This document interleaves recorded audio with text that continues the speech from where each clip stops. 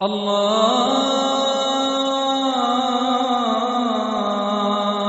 أكبر الله أكبر الله أكبر الله أكبر.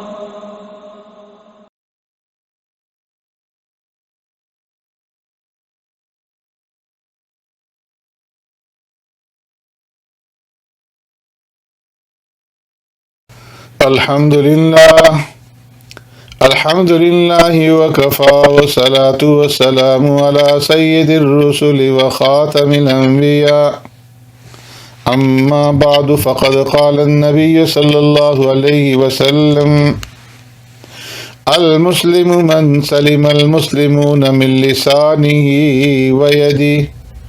أو كما قال عليه الصلاة والسلام صدق رسول اللہ صلی اللہ علیہ وسلم. معزز سامعین و ناظرین، السلام علیکم ورحمۃ اللہ وبرکاتہ. اتباع سنت سیریز میں آج کی اس مجلس کے اندر ہم مہمان کے لیے جو سنتیں اور آداب ہیں اس کے بارے میں گفتگو کریں گے کہ جب آپ کسی کے ہاں مہمان بن کر کے جائیں تو آپ کے لیے کون کون سی چیزیں مسنون ہیں اور کون کون سے آداب ہیں جن کا آپ نے لحاظ رکھنا ہے اور خیال رکھنا ہے. جب آپ کسی کے ہاں مدعو ہوں، کسی نے آپ کو دعوت دی ہو، بلایا ہو، یا آپ نے کسی کو اپنے آنے کی اطلاع دی ہو، تو ایسی صورت میں وقت مقررہ پر پہنچے. بعض لوگوں کی یہ عادت ہوتی ہے کہ وہ اپنے آنے کی اطلاع تو دے دیتے ہیں مگر مقررہ وقت پر نہیں پہنچتے. اسی طریقے سے آپ کو کسی نے اگر مدعو کیا ہے اور ٹائم مقرر کیا ہے کہ فلاں وقت کے اندر آپ کی دعوت ہے، تو اگر آپ وقت مقررہ پر نہیں پہنچیں گے اور میزبان آپ کے انتظار میں رہے گا، آپ کے لیے کھانے پینے کا انتظام کر کے وہ آپ کا انتظار کرتا رہے گا، تو اس سے اس کی دل شکنی ہوگی. اسی طریقے سے اگر آپ کسی کو اپنے آنے کی اطلاع دے دیتے ہیں یا کوئی آپ کو دعوت دیتا ہے اور آپ کسی دوسرے کے اصرار پر کسی اور جگہ چلے جاتے ہیں اور وہاں جا کر کے رک جاتے ہیں اور یا وہاں جا کر کے کھانا کھا لیتے ہیں اور یہ توفیق بھی نہیں ملتی کہ وقت مقررہ آنے سے پہلے اپنے پروگرام کی تبدیلی کی اس کو اصلاح کر دیں، جس کی وجہ سے اسے اذیت سے دوچار ہونا پڑتا ہے. پیارے پیغمبر صلی اللہ علیہ وسلم کا ارشاد ہے، المسلم من سلم المسلمون من لسانی و یدی. اور میں مسلمان وہ ہے کہ جس کی زبان اور ہاتھ سے دوسرے مسلمان محفوظ رہیں. تو اس لیے ایک تو جو وقت مقرر ہو، مقررہ وقت کے اوپر پہنچنے کی کوشش کریں، اور اگر آپ کہیں کسی وجہ سے لیٹ ہو رہے ہیں تو ان کو اطلاع کر دیں. دوسرا، جب آپ کسی کے یہاں جائیں تو گھر میں داخل ہوتے وقت اور گھر سے نکلتے وقت نہایت ہی مہذب انداز اختیار کریں. گھر میں داخل ہوتے وقت اپنی نگاہ کو نیچے رکھیں، اپنی آواز پست رکھیں اور داخلے سے پہلے اپنے جوتوں کو اچھی طرح سے دیکھ لیں. اگر راستے میں ان پر کوئی گندگی لگ گئی ہو تو اپنے میزبان کے گھر میں داخل ہونے سے پہلے اپنے جوتوں کو باہر ہی رگڑ کر کے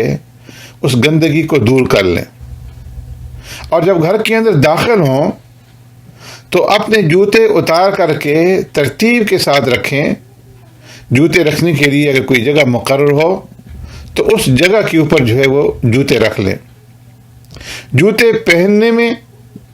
اور جوتے اتارنے میں سنت طریقے کو ملحوظ رکھیں، پہلے جب جوتے آپ پہنیں تو پہنتے وقت پہلے دایاں پاؤں دائیں جوتے کے اندر ڈالیں، اور جب آپ جوتے اتار رہے ہوں تو اتارتے وقت پہلے بائیں جوتے کو اتاریں اور پھر اس کے بعد جو ہے دائیں جوتے کو اتاریں، اس لیے کہ پیارے پیغمبر صلی اللہ علیہ وسلم کا ارشاد ہے اذا انتعل احدكم فليبدأ باليمنى واذا نزع فليبدأ بالشمال لتكن اليمنى اول ما تنعل وآخر ما تنزع، کہ جب تم میں سے کوئی جوتا پہنے تو دائیں سے شروع کرے، اور جب جوتا اتارے تو بائیں سے شروع کرے، تاکہ دائیں جوتا پہننے میں اول ہو اور اتارنے میں آخر ہو۔ جب آپ کسی کے ہاں مہمان بن کر کے داخل ہوں تو اپنے میزبان کے ساتھ بیٹھنے کی جگہ پر کھینچا تانی نہ کریں کہ یہ ادب کے خلاف ہے، بلکہ آپ کا میزبان جہاں آپ کو بٹھائے وہیں پر آپ بیٹھ جائیں، اس لیے کہ اگر آپ اپنی مرضی سے اپنی مرضی کی جگہ پر بیٹھیں گے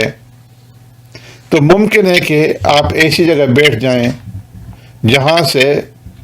گھر کی جو مستورات ہیں، عورتیں ہیں، ان کے اوپر آپ کی نظر پڑتی ہو، یا اس جگہ پر بیٹھنے سے جو آپ کا میزبان ہے، صاحب خانہ ہے، گھر والا ہے، وہ بوجھ محسوس کرے۔ لہٰذا آپ اپنے میزبان کی فرمائش کے مطابق بیٹھیں اور اس کے اکرام کو قبول کریں۔ جلیل القدر صحابی حضرت عدی بن خاتم رضی اللہ تعالیٰ عنہ کے اسلام لانے کے واقعے میں آتا ہے کہ وہ پیارے پیغمبر صلی اللہ علیہ وسلم کی خدمت میں حاضر ہوئے، تو پیارے پیغمبر صلی اللہ علیہ وسلم نے ان کا اکرام کرتے ہوئے ان کو بیٹھنے کے لیے تکیہ پیش کیا، اور خود پیارے پیغمبر صلی اللہ علیہ وسلم زمین پر بیٹھ گئے۔ اسی طریقے سے حضرت خارجہ بن زید رحمۃ اللہ تعالی علیہ محمد ابن سیرین رحمۃ اللہ تعالی علیہ کی ملاقات کے لیے ان کی خدمت میں حاضر ہوئے۔ امام ابن سیرین رحمۃ اللہ تعالی علیہ وقت کے بہت بڑے امام تھے، تو جب یہ ان کی ملاقات کے لیے حاضر ہوئے تو امام ابن سیرین رحمۃ اللہ تعالی علیہ زمین پر بیٹھے ہوئے تھے۔ حضرت خارجہ نے ارادہ کیا کہ وہ بھی ان کے ساتھ زمین پر بیٹھ جائیں، اس لیے ان سے عرض کرنے لگے کہ آپ نے اپنے لیے جس چیز کو پسند کیا ہے زمین پر بیٹھنا، تو میں بھی اپنے لیے اسی کو پسند کرتا ہوں، اور تکیہ چھوڑ کر کے میں آپ کے ساتھ زمین کے اوپر بیٹھنا چاہتا ہوں۔ تو اس پر امام ابن سیرین رحمۃ اللہ تعالی علیہ نے فرمایا کہ میں اپنے گھر میں آپ کے لیے وہ پسند نہیں کرتا جو اپنے لیے پسند کرتا ہوں، لہٰذا آپ وہاں بیٹھیں جہاں بیٹھنے کے لیے آپ سے کہا جاتا ہے۔ تو اس لیے آپ میزبان کے کہنے کے مطابق اور اس کے اکرام کو قبول کریں۔ اسی طرح آپ میزبان کی خاص جگہ پر نہ بیٹھیں، ہاں یہ کہ اگر وہ خود آپ کو وہاں پر بٹھائے تو پھر اس کے اندر کوئی حرج نہیں، اس لیے کہ پیارے پیغمبر صلی اللہ علیہ وسلم نے ارشاد فرمایا لا يؤم الرجل الرجل في سلطانه ولا يقعد في بيته على تكرمته الا باذنه، کہ کوئی شخص دوسرے شخص کی امامت نہ کرے۔ اگر کوئی امام کسی مسجد کے اندر مقرر ہے تو یہ اس کے منصب کی جگہ ہے، اس کی منصب کی جگہ میں کوئی دوسرا آدمی اس کی اجازت کے بغیر امامت نہ کرے۔ ہاں اگر وہ خود اجازت دے دے تو پھر کوئی حرج نہیں۔ اور اسی طریقے سے فرمائے وَلَا يَقْعُدُ فِي بَيْتِهِ عَلَىٰ تَكْرُمَتِهِ إِلَّا بِإِذْنِهِ، اس کے گھر میں اس کی خاص جگہ پر نہ بیٹھے۔ اگر کسی نے اپنے لیے بیٹھنے کے لیے کوئی خاص جگہ مقرر کی ہو تو اس کی اجازت کے بغیر وہاں نہ بیٹھے۔ ہاں اگر وہ اپنی مرضی سے اپنی اس جگہ کی اوپر لا کر کے بٹھا دے تو پھر اس کے اندر بیٹھنے میں کوئی حرج نہیں ہے۔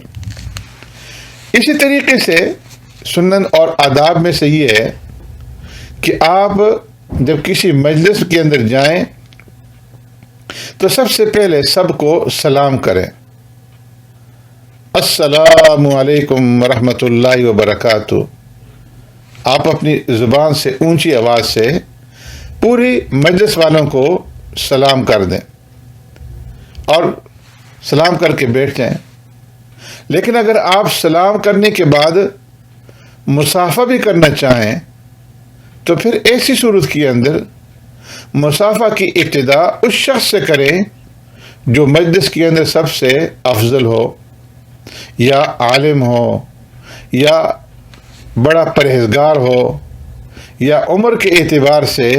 سب سے بڑا ہو۔ افضل کو چھوڑ کر کے کسی ایسے شخص سے مصافحہ کی ابتدا ہرگز نہ کریں جو دوسروں کے مقابلے میں عامی شمار ہوتا ہو، چاہے وہ صف اول میں ہو اور آپ کے دائیں طرف ہو۔ اس لیے کہ پیارے پیغمبر صلی اللہ علیہ وسلم نے ارشاد فرمایا، ابدؤوا بالکبراء او قال بالاکابر، اپنے بڑوں سے ابتدا کرو۔ فرمایا کہ سلام اور مصافحہ کے وقت اس بات کا خیال رکھنا چاہیے کہ جس کو آپ سلام کر رہے ہیں یا جس کے ساتھ آپ مصافحہ کر رہے ہیں وہ باتوں میں مشغول نہ ہو اور ان کا ہاتھ بھی مصافحے کے لیے خالی ہو۔ اگر وہ آدمی باتوں کے اندر، دو آدمی مشغول ہیں، باتیں کر رہے ہیں، تو ایسی صورت کے اندر جا کر کے ان کو مصافحہ کرنا یہ خلاف ادب ہے۔ اور جس وقت آپ مجلس میں بیٹھیں، کسی مجلس کے اندر جائیں، تو پہلے سے جو دو ساتھی بیٹھے ہوئے ہیں، دو آدمی بیٹھے ہوئے ہیں، ان کے درمیان میں نہ بیٹھیں، بلکہ دائیں بائیں جو جگہ خالی ہو تو وہاں پر بیٹھ جائیں۔ اس لیے کہ پیارے پیغمبر صلی اللہ علیہ وسلم کا ارشاد گرامی ہے، لا یجلس بین رجلین الا باذنہما، فرمایا دو آدمیوں کے درمیان نہ بیٹھا جائے ہاں مگر ان کی اجازت سے۔ اگر وہ اجازت دیں اور خود بٹھائیں تو پھر اس صورت کے اندر کوئی حرج نہیں۔ اگر انہوں نے اپنے درمیان بیٹھنے کے لیے آپ کو جگہ دے دی تو ایسی صورت میں سکڑ کر کے بیٹھیں تاکہ ان کو تکلیف نہ ہو۔ زیادہ کھل کر کے نہ بیٹھیں کہ ایسا کرنے والے کو ظالم کہا گیا ہے، اور ان کی باتوں کی طرف کان مت لگائیں جو وہ آپس میں باتیں کر رہے ہوں۔ اس لیے کہ پیارے پیغمبر صلی اللہ علیہ وسلم کا ارشاد ہے، من استمع الى حدیث قوم وهم له کارہون صب فی اذنیہ علانک یوم القیامہ، فرمایا جو شخص دوسروں کی بات کان لگا کر سنتا ہے جس کا سننا ان کو پسند نہیں، تو قیامت کے دن اس کے کانوں میں پگھلا ہوا سیسا ڈالا جائے گا۔ اس لیے جو آدمی دو آپس میں باتیں کر رہے ہوں اور وہ یہ نہ چاہتے ہوں کہ آپ ان کی باتوں کے اوپر مطلع ہوں، تو ایسی صورت کے اندر ان کی طرف کان نہ لگائیں۔ اسی طریقے سے آپ جب کسی کے ہاں جائیں اور وہ آپ کو کسی جگہ بٹھائے یا سلا دے تو آپ اپنی نظروں کی حفاظت کریں۔ اگر آپ کو کسی چیز کی ضرورت ہو تو صرف اسی چیز کے اوپر نظر ڈالیں، کسی بند الماری کو نہ کھولیں، کسی صندوق کو نہ کھولیں، کسی بیگ اور تھیلی وغیرہ کو نہ کھولیں، یا کوئی چیز ڈھانک کر کے رکھی ہوئی ہے اس کو مت کھولیں۔ یہ اسلامی ادب کے خلاف ہے اور اس امانت کے بھی خلاف ہے جس کی بنا پر آپ کے بھائی یا آپ کے دوست نے آپ کو اپنے یہاں ٹھہرایا ہوا ہے۔ اسی طریقے سے آداب میں سے یہ بھی ہے کہ آپ جب کسی کے ہاں مہمان بن کر کے جا رہے ہیں تو آداب مہمانی میں سے ایک یہ ہے کہ اگر کھانے میں کسی چیز سے آپ کو پرہیز ہو تو پہلے ہی سے ان کو مطلع کر دیں۔ عین وقت پر دسترخوان پر بیٹھ کر کے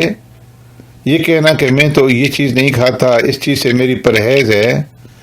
یہ تہذیب کے خلاف ہے اور ادب کے خلاف ہے، اور اس کو بدتمیزی کے اندر شمار کیا گیا۔ تو اس لیے اگر آپ کو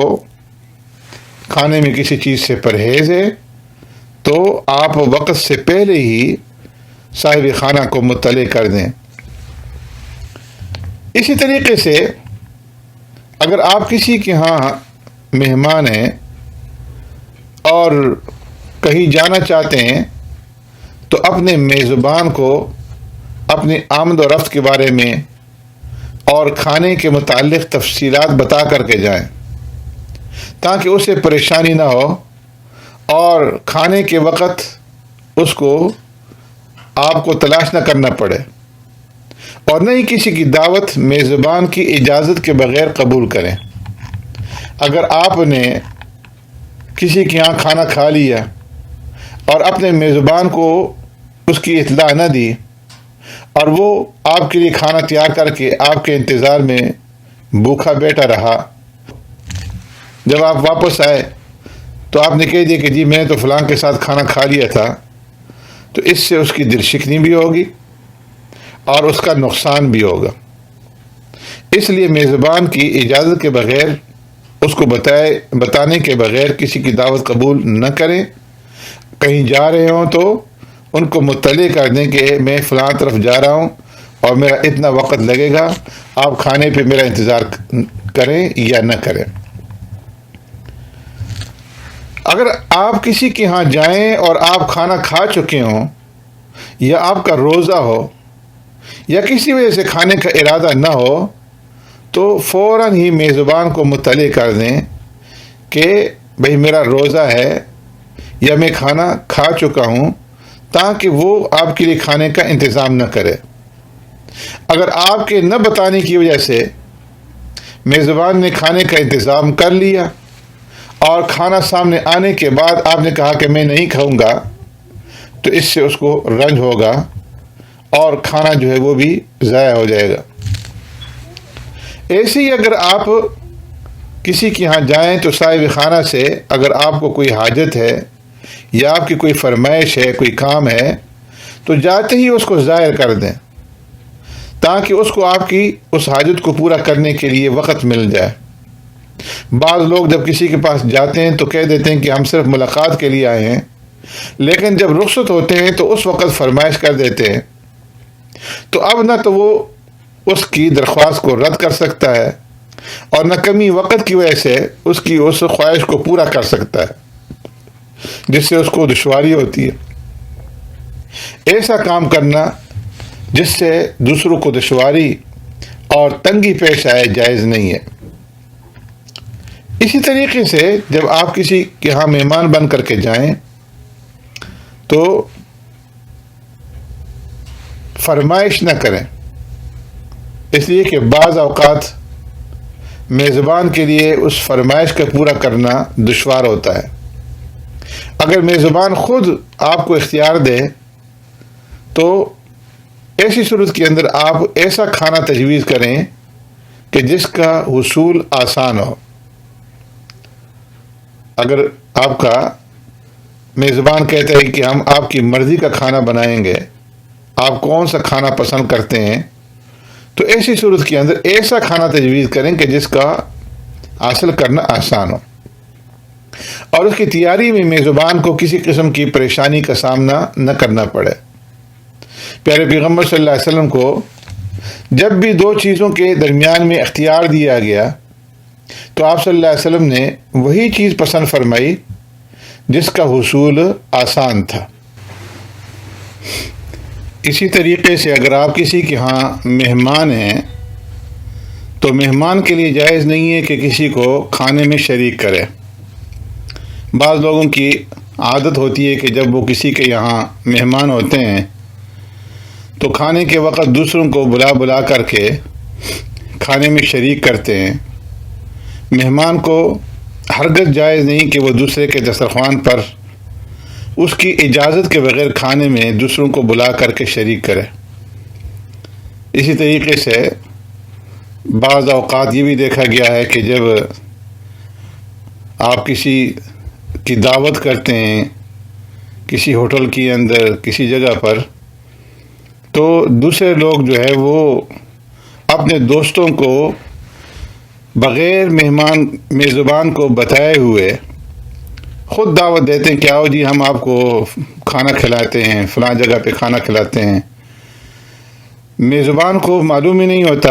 اور دو چار آدمی جو ہے وہ ان کے اوپر اپنے نمبر بڑھانے کے لیے، احسان چڑھانے کے لیے ان کو بھی ساتھ لے کر کے آ جاتے ہیں۔ تو یہ کسی بھی طریقے سے مناسب نہیں ہے کہ آپ بغیر میزبان کی اجازت کے خود جو ہے اپنی طرف سے کسی کو دعوت دیں اور کسی کو کھانے کے اندر شریک کریں، اس لیے کہ ہر شخص اپنے مہمانوں کے اندازے سے کھانا پکاتا ہے۔ آپ کے اس عمل سے میزبان کے گھر والوں کو اثر نو جو ہے وہ انتظام کرنا پڑے گا، اس سے ان کو تکلیف ہوگی۔ اسی طرح کھانا کھاتے وقت بالکل خاموش نہ رہے، بلکہ ہلکی پھلکی اچھی باتیں کریں، سلف صالحین کے قصے اور وہ اقوال جو کھانے کے متعلق ہوں وہ بیان کریں۔ کھانے کے دوران صدمے والی باتیں، ناراضگی والی یا خوف کی باتیں یا پیچیدہ علمی گفتگو نہ کریں۔ میزبان کو بھی اس چیز کا خاص طور پر خیال رکھنا چاہیے۔ اسی طریقے سے جب آپ گفتگو کریں تو گفتگو کرتے وقت آداب کا لحاظ رکھیں، اپنے میزبان کے مرتبے اور مقام کا لحاظ رکھتے ہوئے مختصر گفتگو کریں۔ اگر آپ مجلس میں سب سے چھوٹے ہوں تو جب تک آپ سے کوئی سوال نہ کرے آپ بات نہ کریں۔ جب آپ کسی کے ہاں مہمان ہوں تو مہمانی کے وقت کو جتنا ممکن ہو مختصر رکھیں۔ میزبان کے پاس اتنا ٹھہریں جتنا آپ کے اور اس کے تعلقات کے مناسب ہو اور اس کی حالت کے مناسب ہو، کیونکہ ہر شخص کے فرائض، تعلقات اور مختلف ذمہ داریاں ہوتی ہیں۔ اس کے مشاغل اور کام کے اوقات کا خیال رکھیں، اس کے اپنے امور اور فرائض کے ادا کرنے میں اس کے معاون اور مددگار بنیں۔ میزبان پر بوجھ نہ بنیں اور نہ ہی ایسے وقت آئیں جو ملاقات کے لیے مناسب نہ ہو، مثلا کھانے کے وقت، سونے کے وقت یا آرام کے وقت ملاقات سے اجتناب کریں۔ بعض لوگوں کو جب کوئی دعوت پر بلاتے ہیں تو وہ کھانا کھانے کے بعد پھر لمبی مجلس وہاں پہ لگا لیتے ہیں اور گپ شپ کے اندر جو ہے مصروف ہو جاتے ہیں، اس بات کا خیال نہیں رکھتے کہ جو اہل خانہ ہیں ان کے کوئی اور کام ہوں گے، ان کو آرام کرنا ہوگا۔ تو اس لیے اتنی دیر جو ہے میزبان کی رہائش کے اوپر رہیں کہ وہ تنگ نہ آ جائے۔ حضرت ابو شریح کعبی رضی اللہ تعالیٰ سے مروی ہے کہ پیارے پیغمبر صلی اللہ علیہ وسلم نے فرمایا، کسی کے لیے یہ حلال نہیں کہ اتنا ٹھہرے کہ جس سے میزبان جو ہے وہ تنگ ہو جائے۔ اور قرآن کریم کے اندر بھی اللہ تبارک و تعالیٰ نے ایمان والوں کو اس بات کی طرف دعوت دی اور ترغیب دی ہے کہ جس وقت تم کسی کے ہاں جاؤ اور کھانا کھاؤ، فَإِذَا طُعِمْتُمْ فَانْتَشِرُوا، تو کھانے کے بعد جو ہے منتشر ہو جاؤ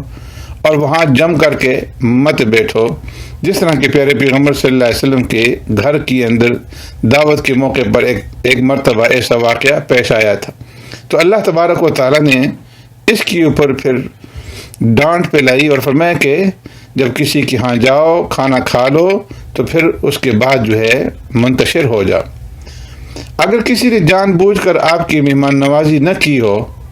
اور وہ آپ کا مہمان بن جائے تو آپ اس کی مہمانداری کریں، یہ نہ کریں کہ اس نے میری مہمانداری نہیں کی تھی تو میں کیوں اس کی مہمانداری کروں۔ دسترخوان پر کئی قسم کے کھانے ہوں تو سب سے کھائیں، ہاں اگر بیمار ہوں تو 2 چیز مضر صحت ہو تو وہ نہ کھائیں۔ اسی طریقے سے جس دروازے سے کھانا آ رہا ہو ادھر نہ دیکھیں کہ یہ بھی خلاف ادب ہے۔ جو کمرہ یا جو جگہ عورتوں کے لیے مخصوص ہو تو اس کے سامنے نہ بیٹھیں۔ تو یہ چند آداب اور سنتیں تھیں جو مہمان کے متعلق تھیں۔ اللہ رب العزت ان سنتوں کے اوپر ہمیں عمل پیرا ہونے کی اور ان احکامات کو پیارے پیغمبر صلی اللہ علیہ وسلم کے بتائے ہوئے ان آداب اور ان سنتوں کو زندہ کرنے اور اس کو آگے دوسروں کے تک پہنچانے کی ہمیں توفیق عطا فرمائے۔ سبحانک اللہم و بحمدک نشہد ان لا الہ الا انت نستغفرک و نتوب الیک۔